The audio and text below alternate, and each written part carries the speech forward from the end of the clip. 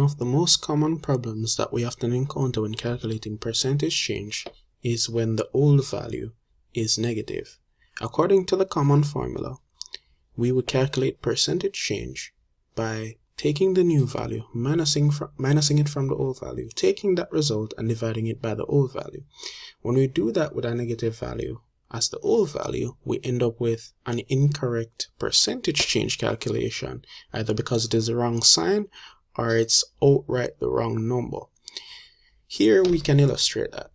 So let's say equal, let's put parentheses here, so it gets calculated first, new value minus old value, and then we come outside the parentheses for a moment, press divide, which is, in this case, is the slash, and put old value.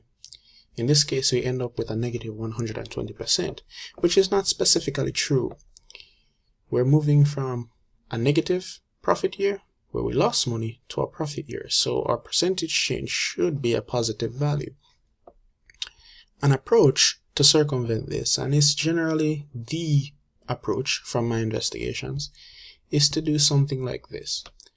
So what we're going to do, we're going to put the same parentheses, and then we're going to take the new value, and then we're going to minus the old value. But before we do that, we're going to put it in parentheses. And then finally, we're going to divide all of that by the absolute value of the old value. And when we press enter, we end up with a positive 120%. Now, what if profit this year was still a loss? What if it was, say, negative 50,000? We can see that the formula adjusts. So it becomes approximately 90%. If I just increase this slightly, you'll see that it's not exactly 90%, but it's about 90%. So it's still an improvement. And the closer we get to this negative $500,000, the lower we have improved, or the less we have improved over the course of the year. So let's add a 10 there. And we see it's 80 now, and if we ended up at 250, we would have, if we put 250, negative 250, we would have increased our profitability by about half, although we would be still in the red. Let's see if I can count some zeros here. 1, 2, 3, 250,000, and here we're right about 50, although we're not exactly there. So that's the idea. If you were to put, say, 100,000 as a positive value and 150,000,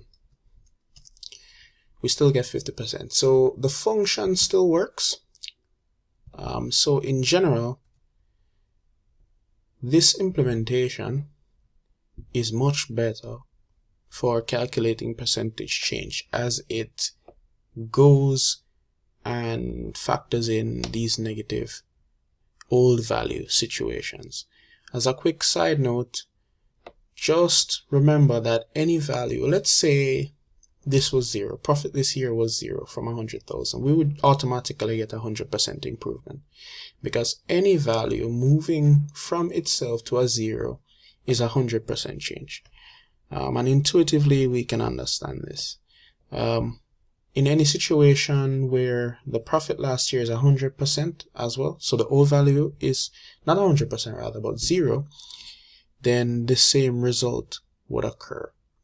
And that is fine. You would just have to use an if statement to first detect that the old value is 0 or not, and then do your calculation based on that. So thank you for watching.